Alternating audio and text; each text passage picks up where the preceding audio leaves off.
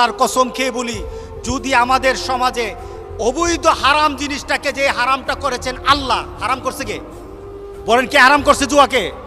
এটাকে যদি বৈধ করা হয় তা আল্লাহর গজব নেমে আসবে আমাদের দেশে, আল্লাহর গজব নেমে আসবে আমাদের দেশে।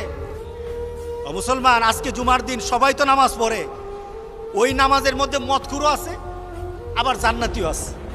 ওই নামাজীদের মধ্যে, মসজিদগুলির মধ্যে জুয়া খেলার মধ্যে যারা নিজেদের অর্থ হারিয়েছে, জুয়া ছাড়া বাড়তে পারে না, এমন মানুষও কিন্তু আজকে নামাজ পড়বে না।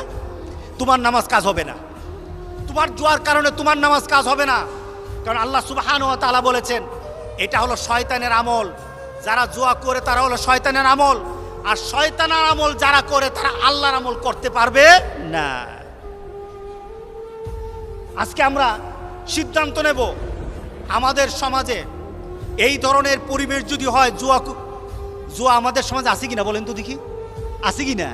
আমাদের সমাজে ছেলেরা জুয়া খেলে না? দেখবেন আপনার বাড়ির পাশেই জুয়াওয়ালা আছে, জুয়া খেলার মতো ছেলেপেলে আছে, আপনার পরিবারের মধ্যে, আপনার গ্রামের মধ্যে মদখুর আছে।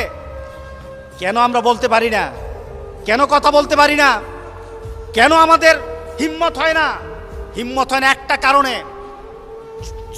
জুয়াগির আর মদখুররা সমাজের মধ্যে এমন সন্ত্রাস করে, যে সন্ত্রাসের ভয়ে যারা ভালো মানুষ তারা কথা বলে না। তবে আমি বলে দেই, যদি ভালো মানুষরা মুখ বন্ধ করে থাকে, কাল হাসুরের দিন আল্লাহর কাছে বুবা শয়তান হয়ে দাঁড়াতে হবে।